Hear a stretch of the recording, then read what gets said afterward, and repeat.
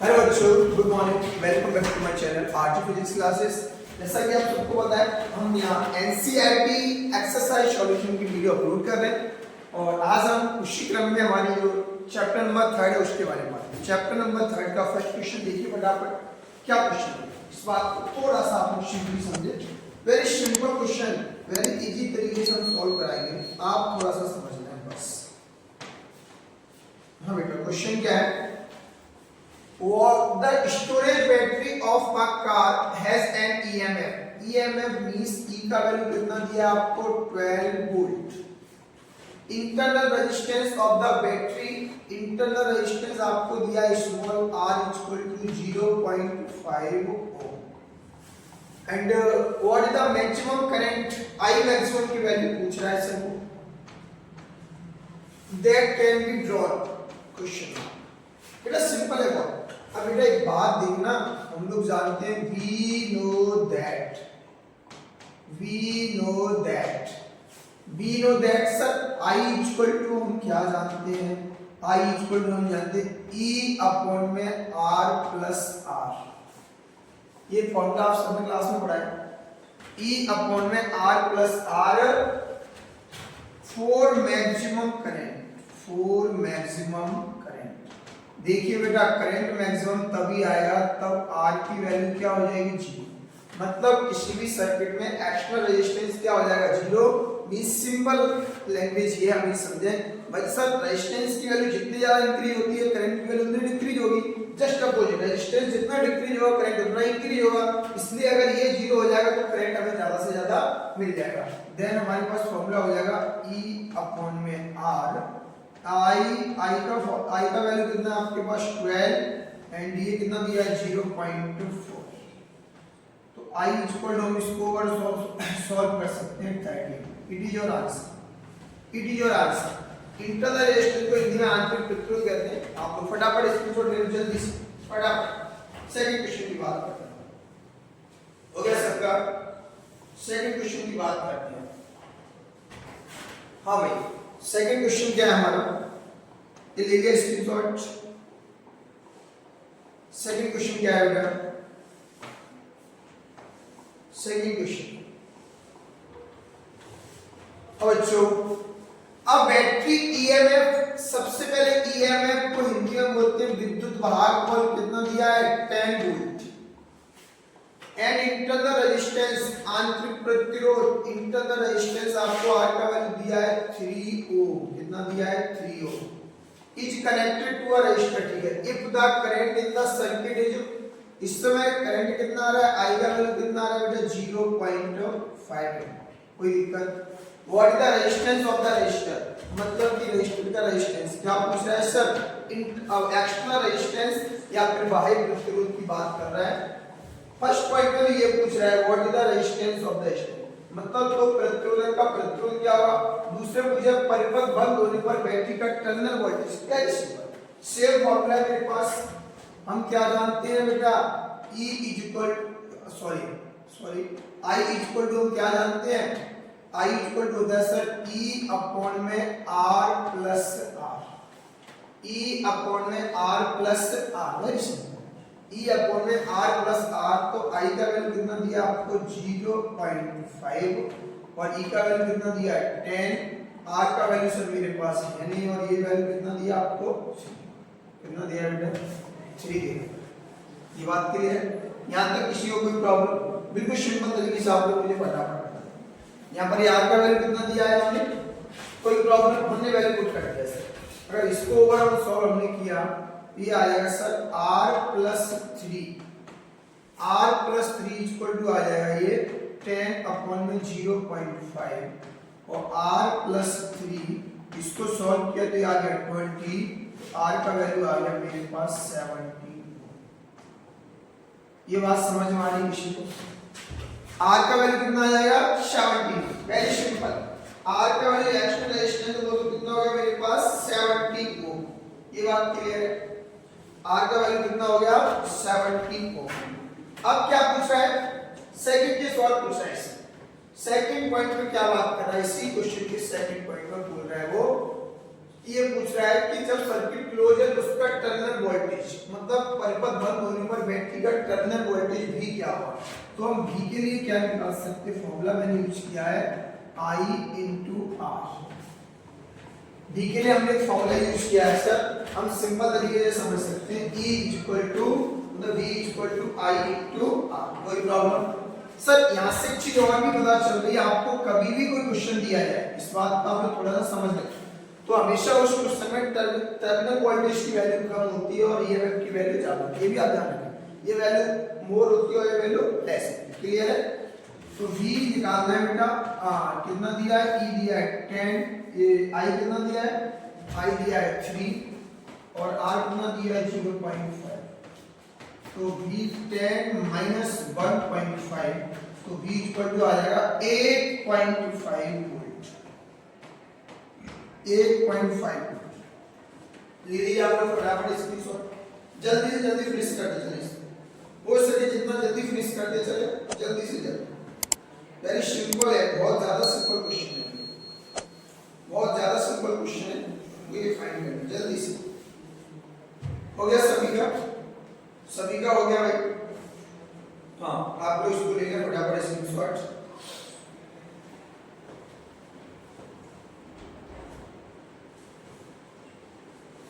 हाँ जी,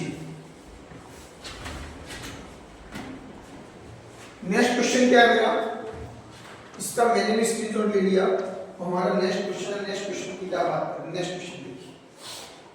हाँ next question लगाओ भाई, क्या है नेक्स्ट क्वेश्चन। हाँ वेरी सिंपल क्वेश्चन बड़ा एट क्वेश्चन क्या है, थर्ड क्वेश्चन की बात करते हैं। Third question simply gas temperature profile की बात कर रहा है। रूम टेंपरेचर सबसे पहले हमको T1 का वैल्यू कितना दिया है, हाँ सॉरी T1 का ही वैल्यू दिया है हमको 27 डिग्री सेल्सियस। कितना दिया है 27 डिग्री सेल्सियस। एंड आपको रेजिस्टेंस R1 का वैल्यू कितना दिया है बेटा 100 ओम।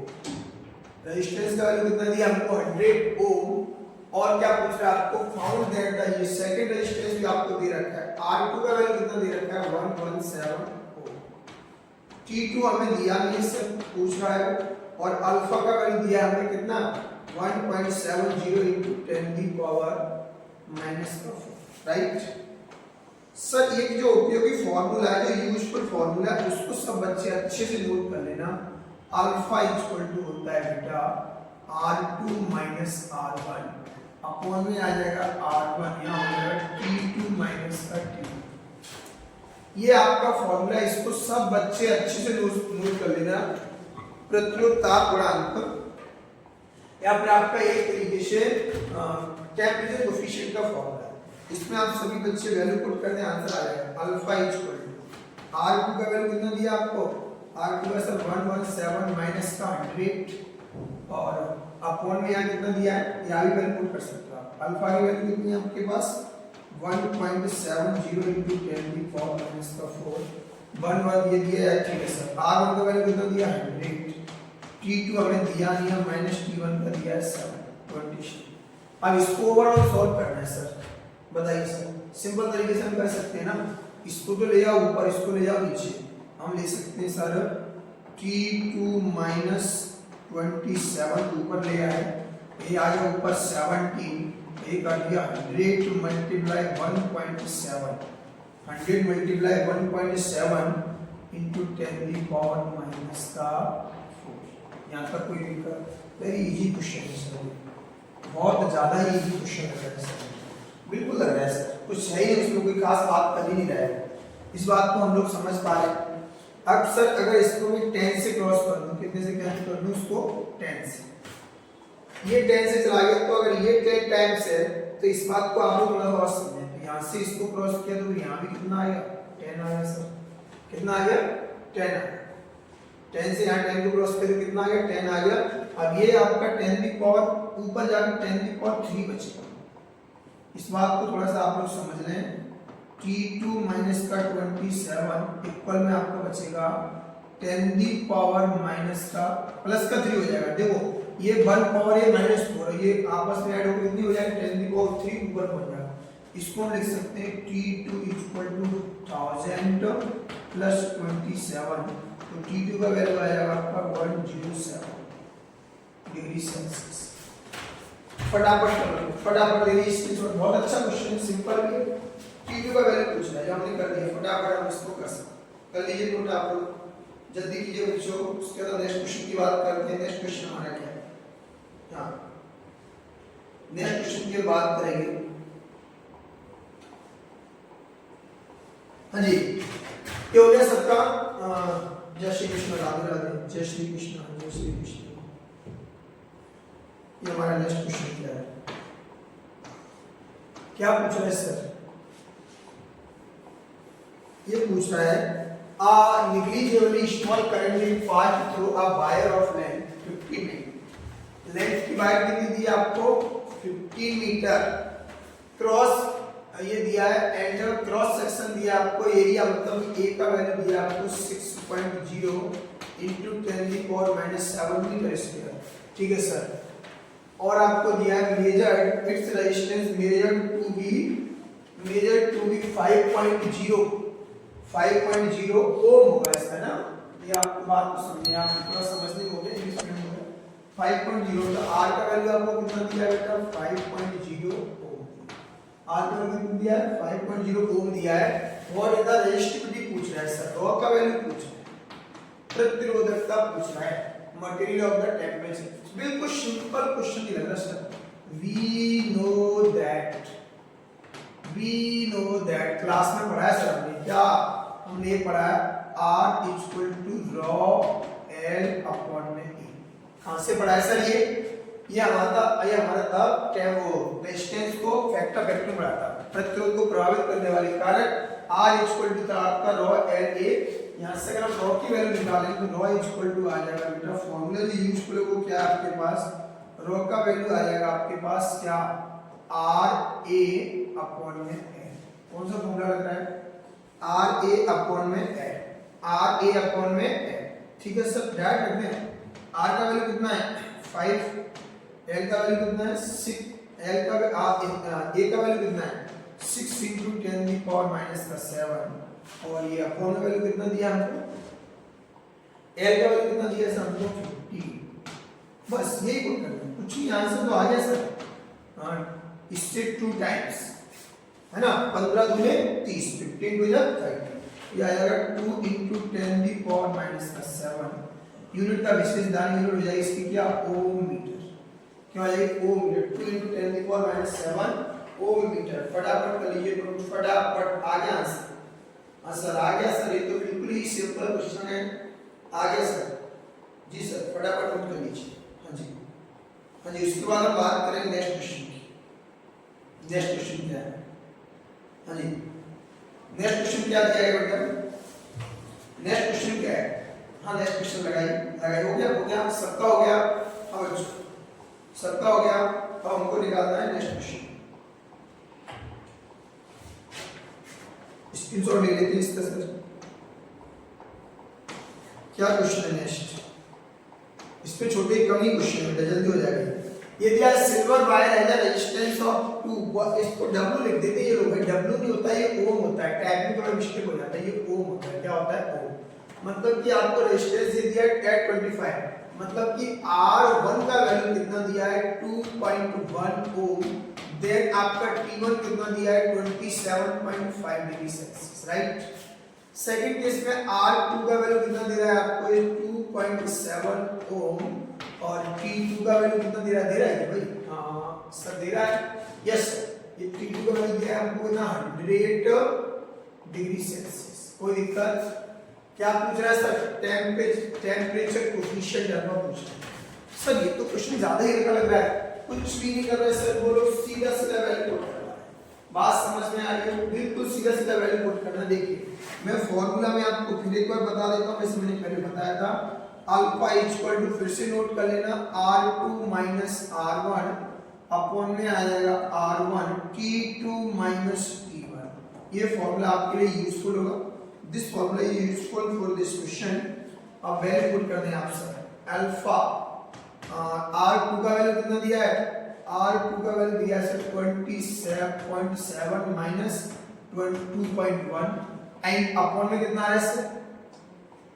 21 और ब्रैकेट में T2 कितना दिया 100 और माइनस कितना दिया 100 माइनस 2.7। बेटा इसमें तो आप समझदार हो और इतना सर पे मेहनत मत करवाइए, आप लोग इसको खुद सॉल्व करें। आप लोग ओवरऑल सॉल्व कर दोगे वही वैल्यू आपके पास है, जो भी आएगा वही आपका करेक्ट आंसर। कैलकुलेट कर लेना, जो भी है वही आपका करेक्ट आंसर। फटाफट इतना है, इतने को नोट कर लो फटाफट, उसके बाद मैं नेक्स्ट क्वेश्चन की बात करूंगा। जल्दी से कीजिए नोट भाई, उसके बाद बात कर रहे हैं नेक्स्ट क्वेश्चन को लेकर। हाँ जी, हाँ बिल्कुल बिल्कुल भाई बिल्कुल, जिसके बाद हम नेक्स्ट क्वेश्चन की बात करेंगे। पहले आप लोग इतना नोट कर लें सभी बच्चे। हाँ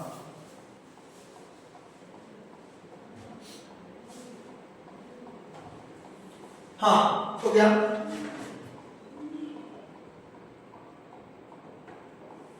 थोड़ा वीडियो बड़ा हो जाता है तो बेटा कोशिश करें हम छोटा करने की, ऐसी बात नहीं है क्लास में।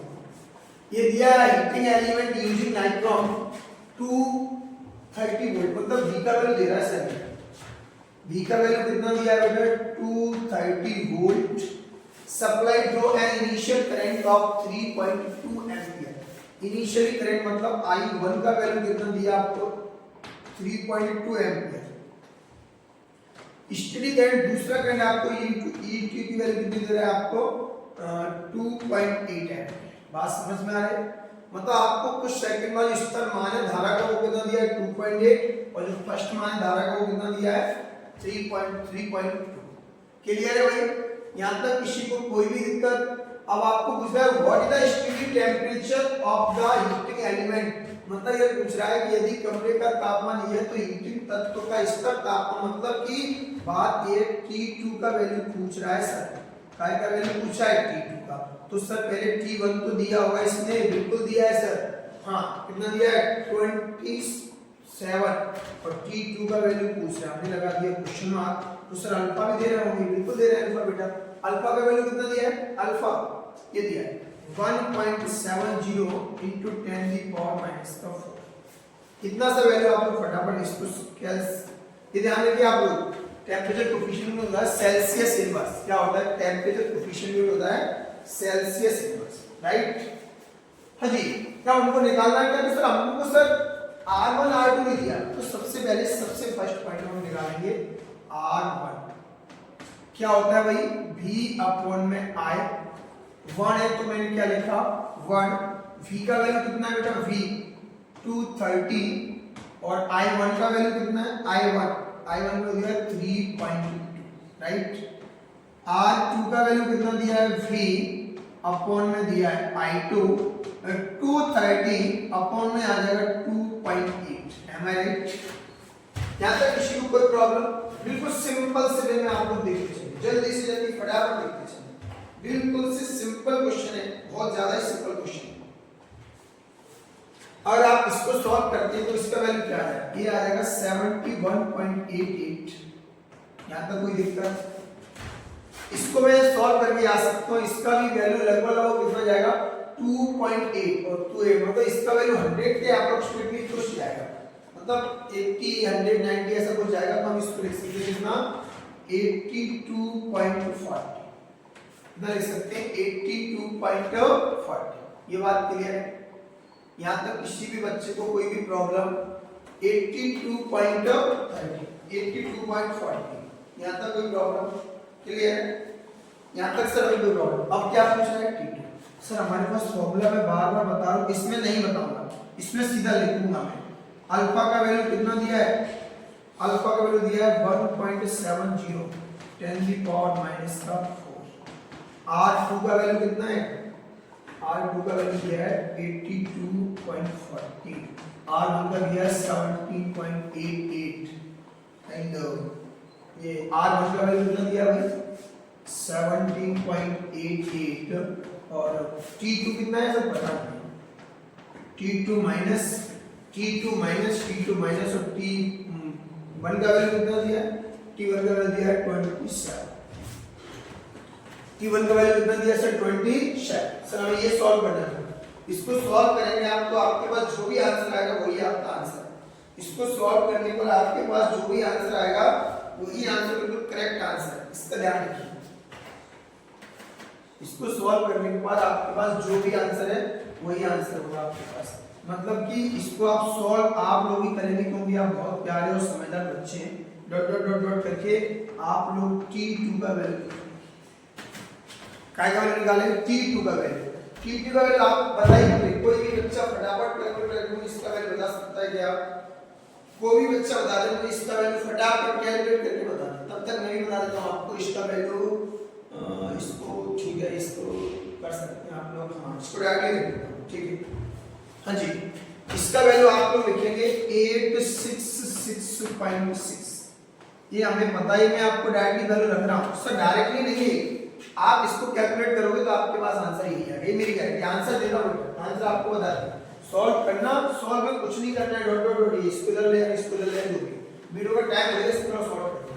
ले ली बात क्या, फटाफट स्क्रीनशॉट ले ली सभी बच्चे, जल्दी से जल्दी सभी बच्चे जल्दी से जल्दी स्क्रीनशॉट ले लीजिए फटाफट, हो सके उतना जल्दी स्क्रीनशॉट ले लें आप लोग,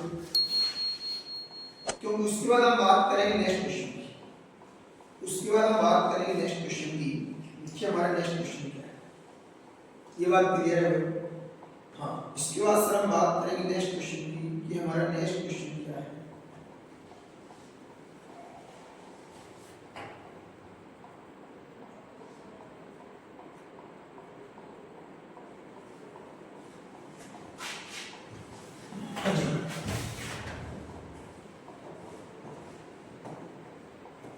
क्वेश्चन नंबर 7। इसके बाद सर एक क्वेश्चन हमारे पास छोटा सा ही है।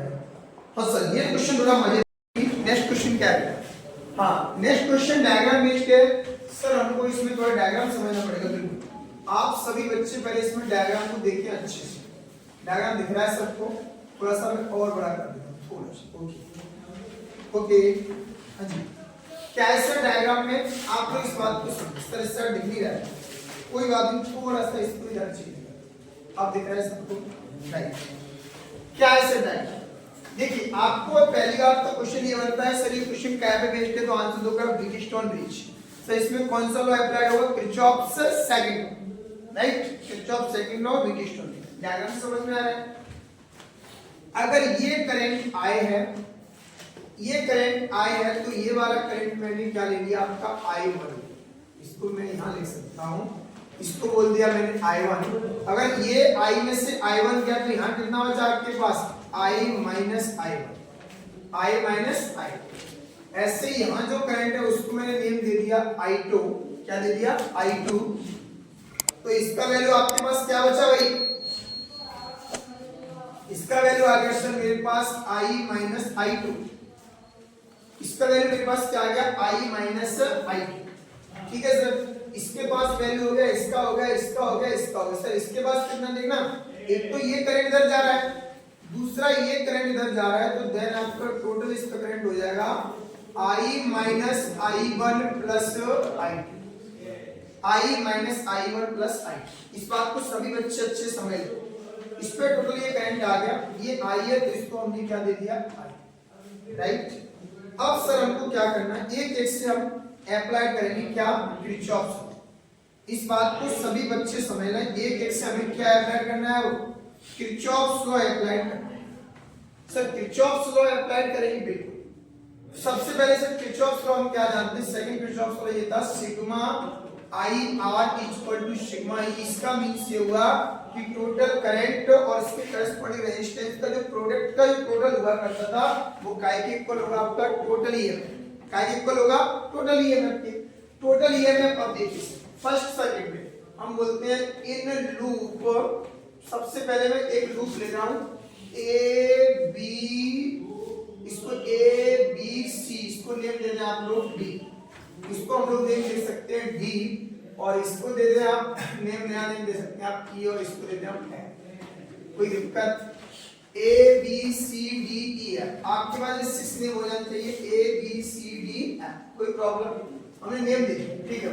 अब ले रहे हैं हम लूप, कौन सा लूप लिया मैंने? A B D A B D. Sir loop कौन सा ले रहे हैं आप? A B D A. इस बात को बार बार समझना है, ए बी डी, राइट?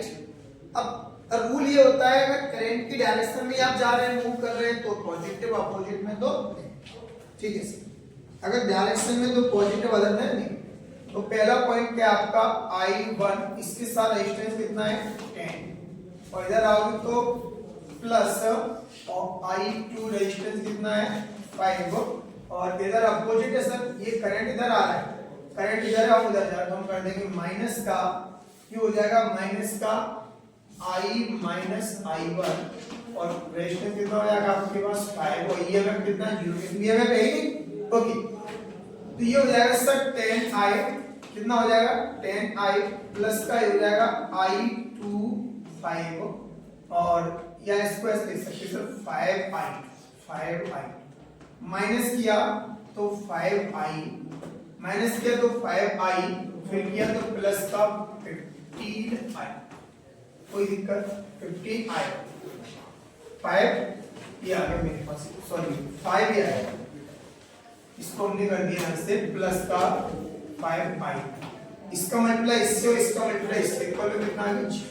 अब इसको ओवरऑल 10 और 5 कितना हुआ 15I1 प्लस का I2 माइनस का I, इक्वल में क्या आ गया 0, 5 से डिवाइड कर दूंगा मैं तो 3I1 प्लस का I2 माइनस का I1, इक्वेशन नंबर दे दिया फर्स्ट। बोलिए फटाफट, very simple sir, equation first तो क्लियर है, 3I1 प्लस I2 माइनस का, क्लियर है भाई, यहाँ तक कोई दिक्कत किसी को हम लोग ये बता सकते हैं, क्लियर है सर, हाँ ठीक है। अब मेरे पास लूप क्या है सर, सेकंड लूप में क्या लेने जा रहा हूं, इस बात को आप लोग समझेंगे। सेकंड लूप, एक तो फर्स्ट वाला लूप लिया, दूसरा लूप हम ये ले रहे हैं बी सी डी बी, हम लेगा है इन लूप बी सी डी, इन loop B C D B, यहाँ सर यहाँ आ ही आएगा ना, कोई दिक्कत नहीं आई तो था, बी सी डी बी हम क्या करेंगे, इधर आ रहे हैं सर सेम डायरेक्शन, हम बोलेंगे I1 माइनस का I2, और इसके करस्पॉन्डिंग रेजिस्टेंस कितना है 5। सर अब देखिए ये करंट इधर जा रहा है और हम लोग इधर आ रहे हैं, करंट इधर है और हम लोग इधर है, हम क्या लिखेंगे, इसमें कोई बताएगा मुझे, इसको लिखेंगे सर माइनस, माइनस के साथ में इसका रेजिस्टेंस कितना है, हम लिख सकते हैं I माइनस का I1 प्लस I2, और मल्टीप्लाई कितने का कर दिए हम 10, कोई दिक्कत। अब सेम ऐसा इसमें माइनस, फिर अपोजिट किया तो हो जाएगा I2 5, तो माइनस हो जाएगा, कोई दिक्कत नहीं सर, इक्वल में क्या आ जाएगा, मल्टीप्लाई करें 5I1, इसको I2 बोले ना, 5I1 माइनस का 5I2, ठीक है सर। ये आ गया आपका माइनस का 10I, और ये हो गया माइनस माइनस प्लस का 10I1 प्लस का 10I1, और ये आ गया माइनस का 10I2, और ये इधर भी कितना आ गया आपके पास माइनस का I2, या ऐसे बोल सकते हैं आप माइनस का 5I2 इक्वल टू माइनस का 5I2 इक्वल टू 0। अब देखना है यहाँ पर बेटा I1 था ये फर्स्ट वाला, I1 5I1 और 10I1 कितना हो गया आपका 15I2, I2 कितना है, I2 कितना है माइनस का 5 माइनस का 5, 10 और 10 कितना है 20I2, और ये माइनस का क्या हो गया 10I, और इक्वल में कितना हो गया माइनस तो 10I इक्वल में कितना हो गया, यहाँ तक कोई दिक्कत बताइए। इसमें अगर मैं 5 का डिवाइड कर दूं तो ये आ जाएगा मेरे पास 3I1,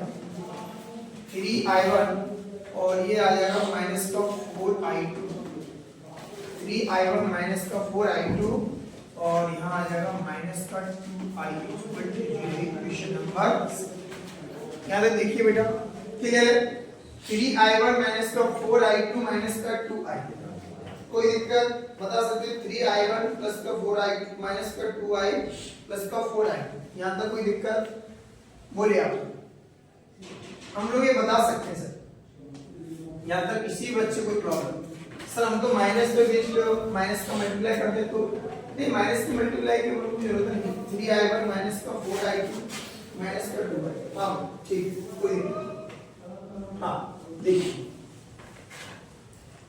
फिर देखो इसको I1 माइनस आई टू कितना हो गया 5i1 और इसको लिया आपने माइनस का 5i2 माइनस का 10i, ये देखो माइनस का 10i और माइनस माइनस प्लस का 10i1 और माइनस 10i2, ठीक है भाई। माइनस 10i2 इधर क्या हो गया आपका 5i2 माइनस का 5i2 इक्वल टू 0, ये हो गया 15i1 5 प्लस का 11 और आपका अगला कहां दिया है ये दिया है, तो दोनों का क्या हो गए प्लस के ऊपर, ये तो आपका कितना हो गया 10 15i1 हो गया मतलब 15i1 और माइनस का 5i2, देखो ये माइनस का 5 है और ये भी माइनस का 5 है और ये भी माइनस का 5 है, बात क्लियर है।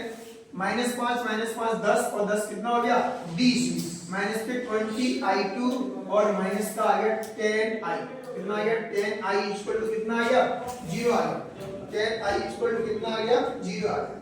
यहां तक किसी को कोई प्रॉब्लम आप लोग ये बता सकते हैं। इसको दे दिया इक्वेशन नंबर 7। अब तो सर हमने यहां तक तो सॉल्व कर लिया ही, अब हमारे पास जो मेन क्वेश्चन है मेन चीज निकल के आ रही है वो क्या है देखिए।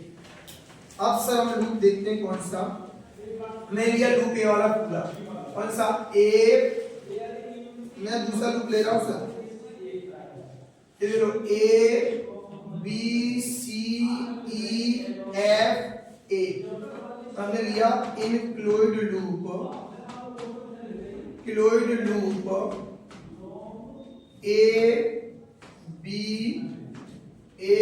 सी ई एफ ए, लूप कौन सा ले रहे हैं हम A B C E F A, sir closed loop कौन सा लिया है ए बी सी ई एफ ए। यहां से स्टार्ट करो सर, सबसे पहले i1,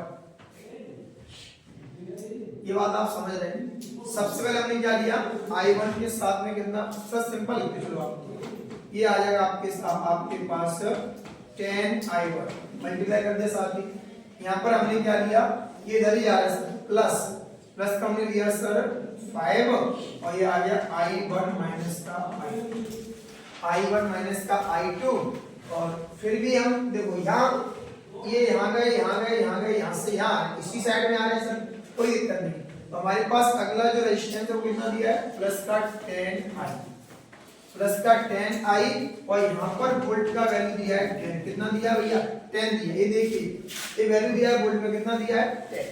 अब हमने इसको सॉल्व किया तो 10i1 प्लस का 5i1 माइनस का 5i2 प्लस का 10i इक्वल टू, अब इसको हमने किया तो 15i1 माइनस का 5i2 और प्लस का 10i इक्वल टू कितना आ गया 10, वही आपने 5 का डिवाइड किया 3i1 माइनस का i2 प्लस का 2i और इक्वल टू कितना आ गया, इसको दे दिया equation number 3i1 minus i2 3i1 minus i2 plus 2i equal to कितना आ गया 2, इक्वेशन कितना हो गया, कोई दिक्कत है हमें बताइए।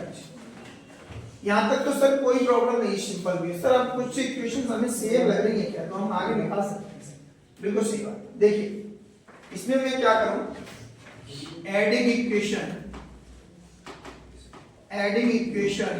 सेकंड एंड यहां तक दिख रहा है, दिख रहा है इक्वेशन सेकंड और थर्ड को हम क्या कर रहे हैं ऐड कर रहे हैं। देखना बेटा सेकंड इक्वेशन क्या आपके पास 3i1 माइनस का 4i2 माइनस का 2i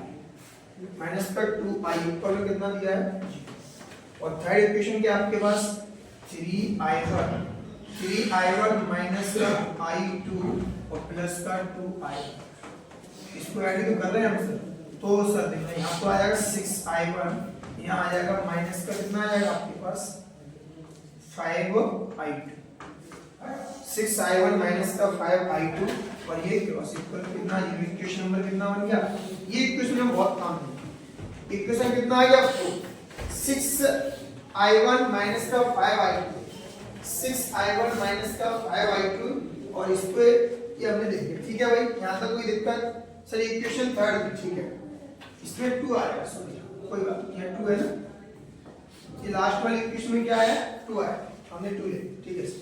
इक्वेशन 4 तो ये बन गया, कितना आ गया इक्वेशन 4। अब सर हमने इन दोनों इक्वेशन को ऐड किया, हमने यहाँ इक्वेशन फर्स्ट एंड सेकंड हम लेते हैं from equation first and second. First क्या है सर?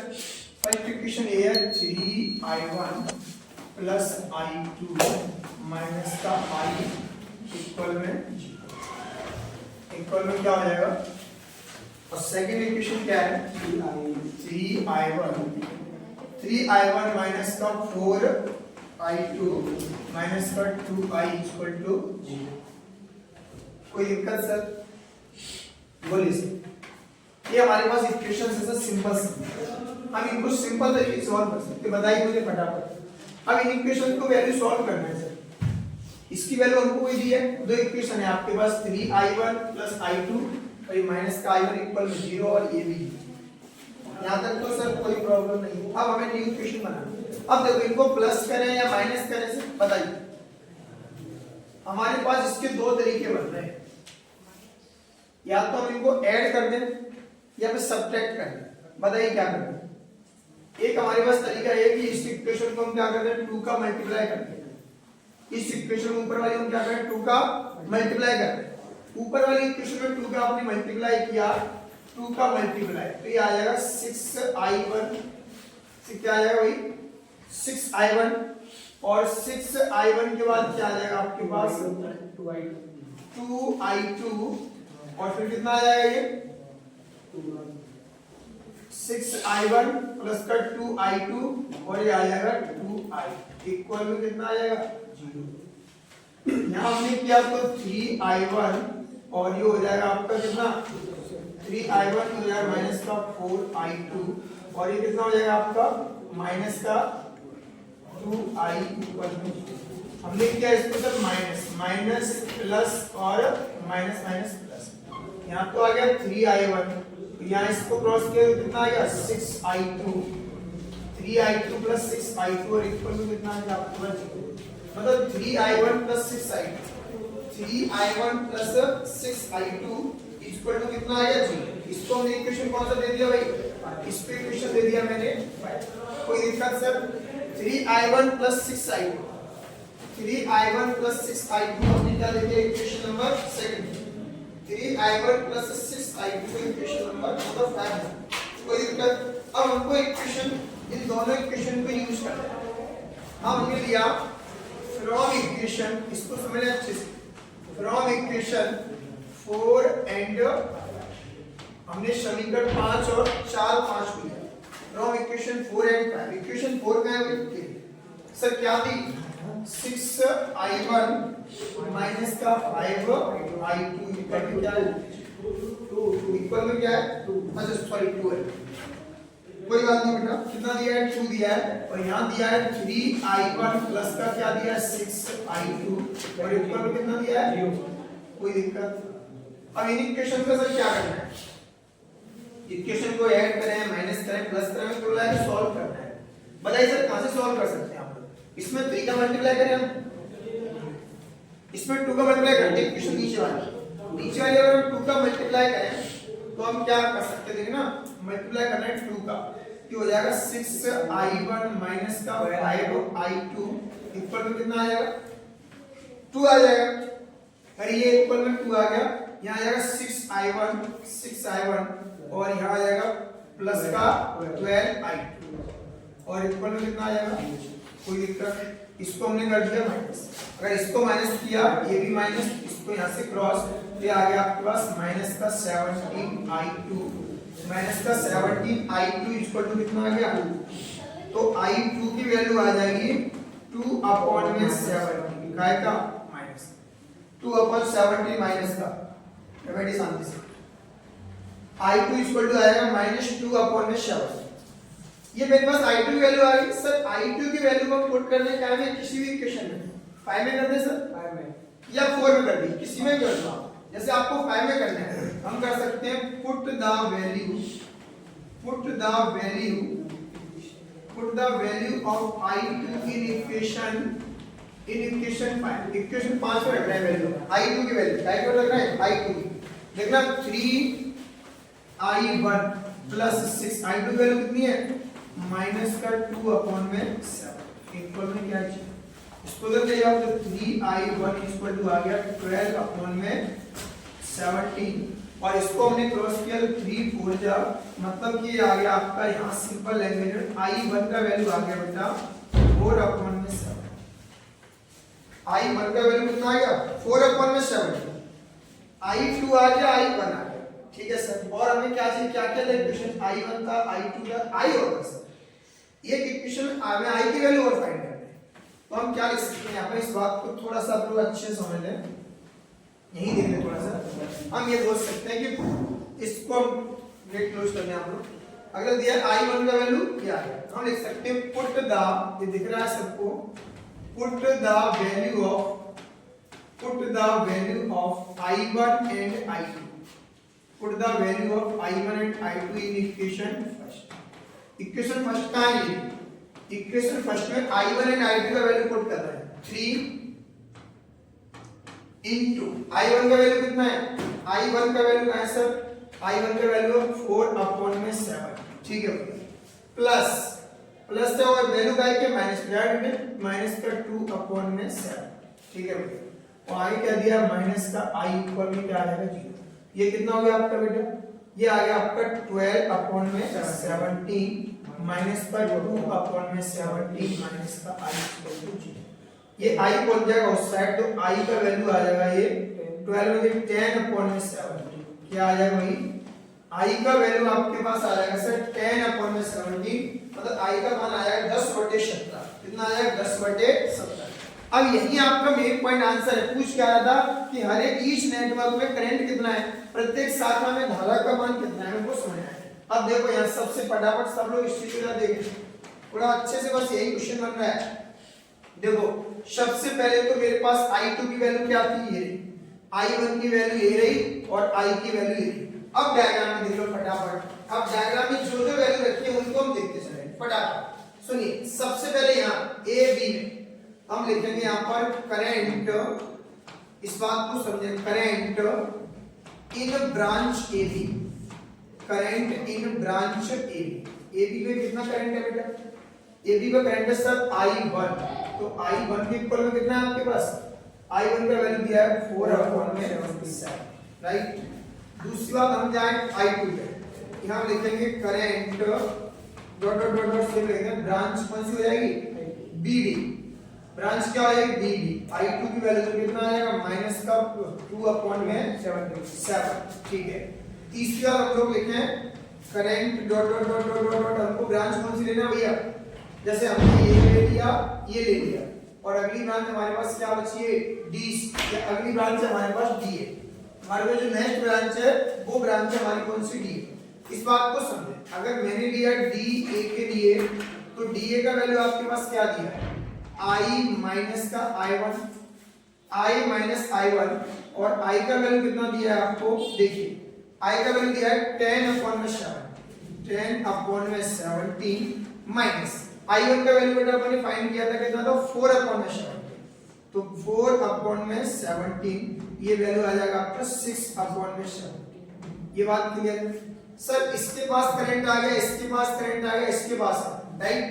अब हम बात करें इसकी, हम कर सकते हैं ऐसी करंट इन ब्रांच कौन सी ले लेंगे बेटा BC, क्या निकाल रहे हैं BC। BC का करंट कितना दिया हमको सर I1 माइनस का I2, I1 माइनस का I2। तो सर पहले देखो I1 का वैल्यू कितना है, I1 का वैल्यू 4 अपॉन में 17 और I2 का वैल्यू दिया है -2 माइनस माइनस प्लस 2 अपॉन में 17। ये वैल्यू कितना आ जाएगा 6 अपॉन में 17। I2 का वैल्यू क्या दिया आपको माइनस। ये बात क्लियर है, आपके पास ये आ गया 1 2 3 और अपन ने इसका वैल्यू निकाला, कोई दिक्कत। अब आपके पास सर क्या बचा, हमारे एक ब्रांच और बची है सर CD, एक ब्रांच है हमारे पास लास्ट, उसको हम क्या बोलेंगे CD। CD में क्या करंट आ रहा है सर, CD के लिए हमें करंट कितना चाहिए, CD के पास वैल्यू है सर हमारे पास कितनी, ये दिया है I minus I1 plus I। कर दो वैल्यू पुट सर, I कितना है 10 अपॉन में 70, ओके 10 अपॉन 70 माइनस I1 कितना दिया है 4 अपॉन में 17 और ये भी कितना दिया है -2/7, राइट। इसको अगर आप लोग ओवरऑल सॉल्व करते हैं आप लोग, तो इसका वैल्यू पता है आपको कितना आ जाएगा? देखो सीधा कर दो, 4 और 2 6, क्योंकि डिनोमिनेटर सेम है, सबके हर समान है, तो ये आ जाएगा आपका 4/7।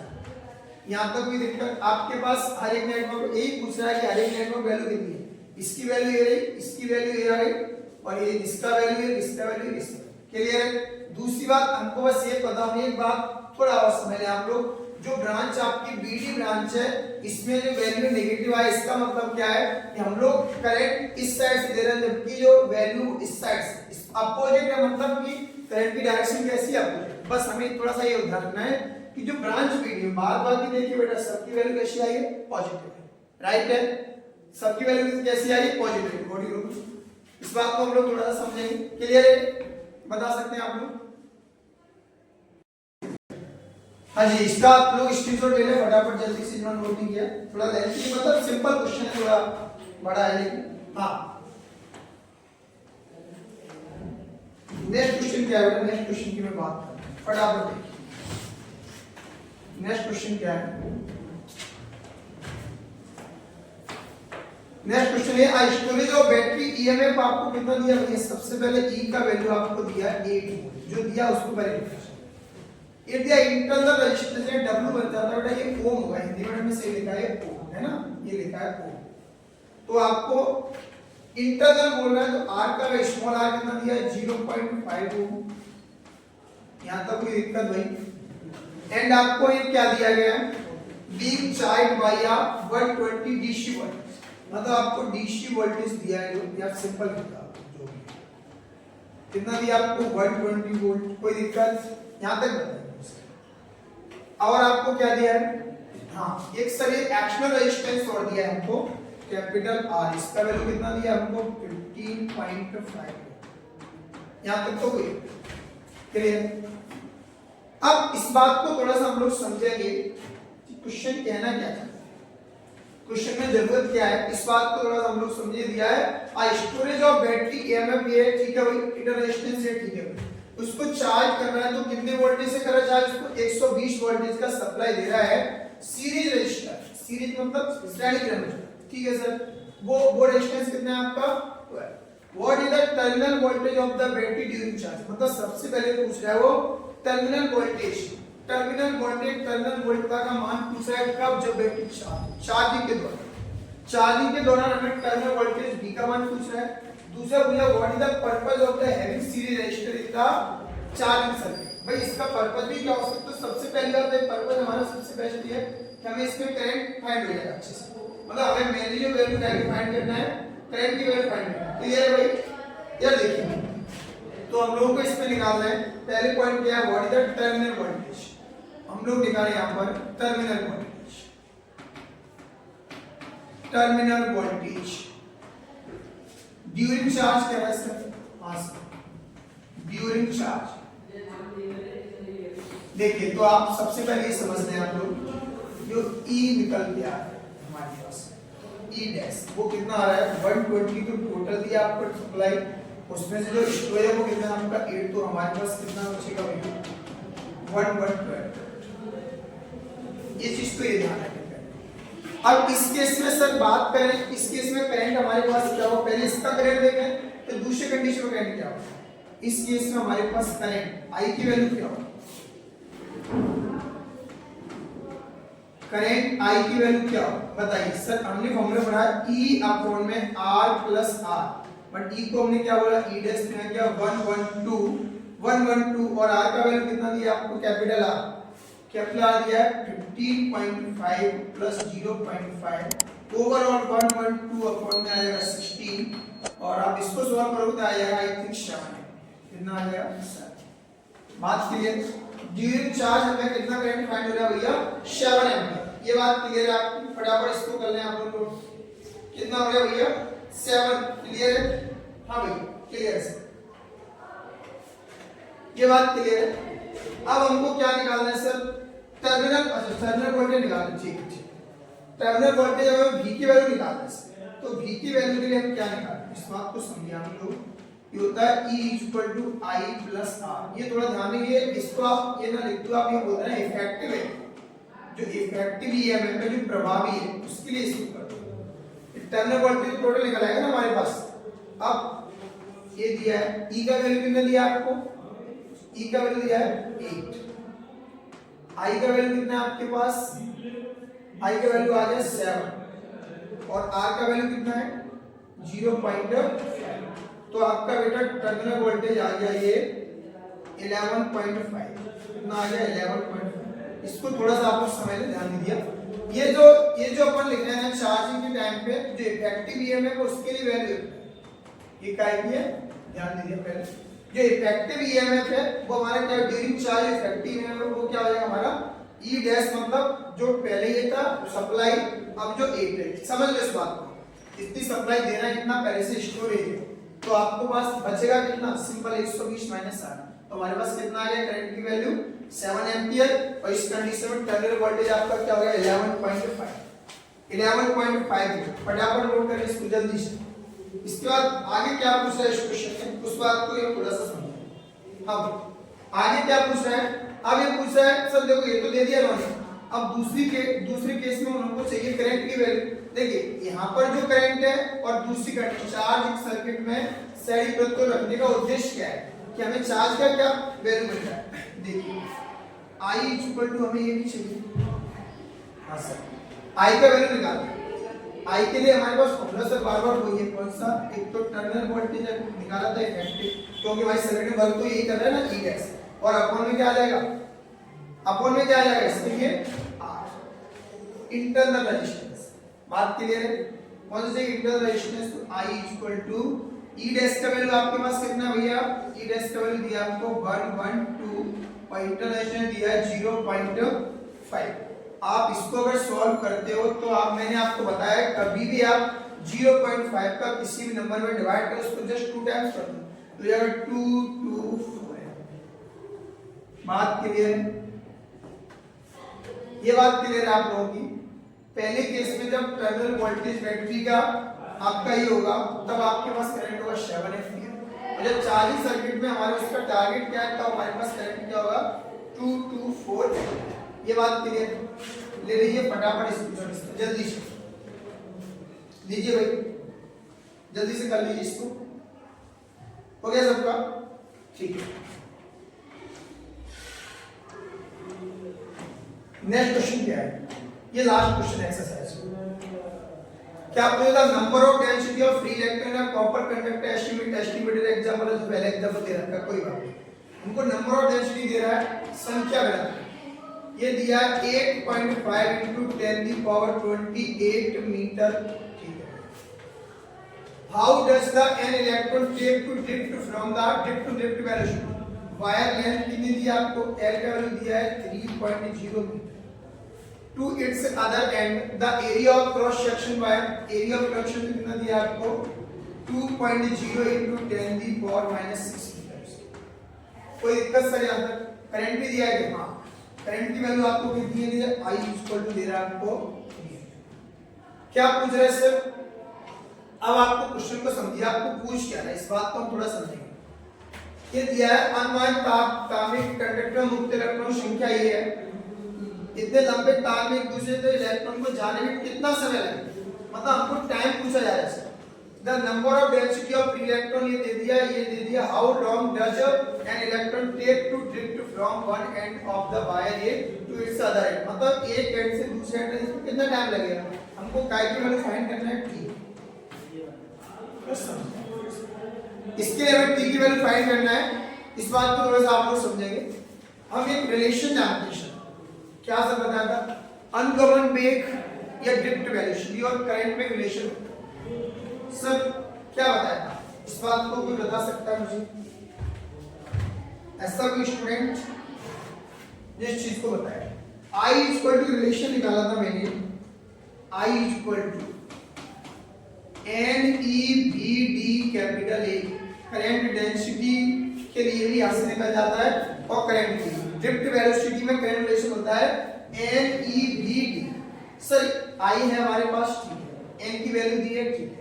E क्या है सर, ई दिया आपको electronic charge 1.6 into 10 the power minus 1.6 into 10 the power minus 19 coulomb. ये भी वैल्यू आ गई सर।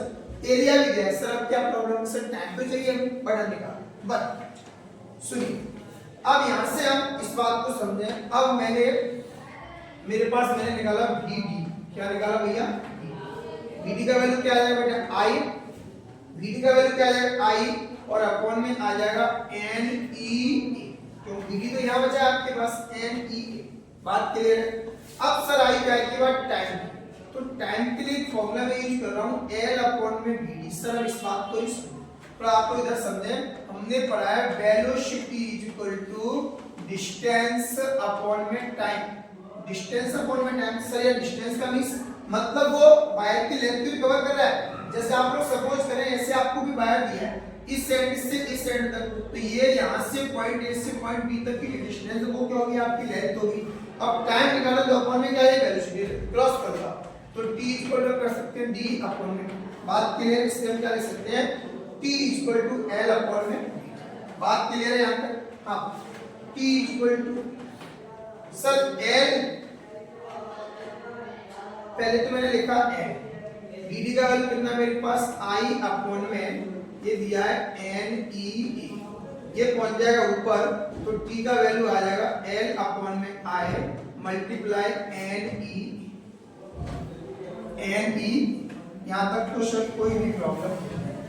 अब नहीं होनी चाहिए सर। अब तो उसमें विचार बचा भी नहीं, कुछ भी नहीं बचा। अब तो सीधा वो वैल्यू पुट कर रहा है। सीधा का सीधा वैल्यू पुट करना है। l का वैल्यू कितना है आपके पास? 3। I का वैल्यू कितना है? 3। n का वैल्यू कितना है? 8.5 into 10 की पावर 28। ठीक है। और क्या दिया आपको? E का वैल्यू कितना होता है? 1.6 into 10 की पावर -90। ठीक है। और आपको A का वैल्यू कितना दिया है सर? A का वैल्यू कितना दिया है? 2.0 into 10 की पावर 6। बात क्लियर? इसको इससे खत्म कर दिया सर, कोई बात नहीं। पावर है सर, पावर को हम ओवर सॉल्व करें। ये दिया है 28 और ये कितना दिया है? माइनस का 6। माइनस ये माइनस का 6 माइनस का 90 कितना हो गया? माइनस का 25। मैंने सकता हूं 8.5 into 1.6 into 2 मल्टीप्लाई 10 की पावर ये 28 माइनस 19 माइनस 6 तो ये बचेगा 10 की पावर। कितना बचेगा भैया आपके पास? ये 10 की पावर 3। हमारे पास जो वैल्यू कितना आएगा? 10 की पावर। क्लियर है? अब इसको अगर हम आगे चल के सॉल्व करते हैं मेरे पास वैल्यू आ जाएगा 2.7। इस बात को समझे? 2.7 into 10 की पावर 2। सर ये कैसे आएगा?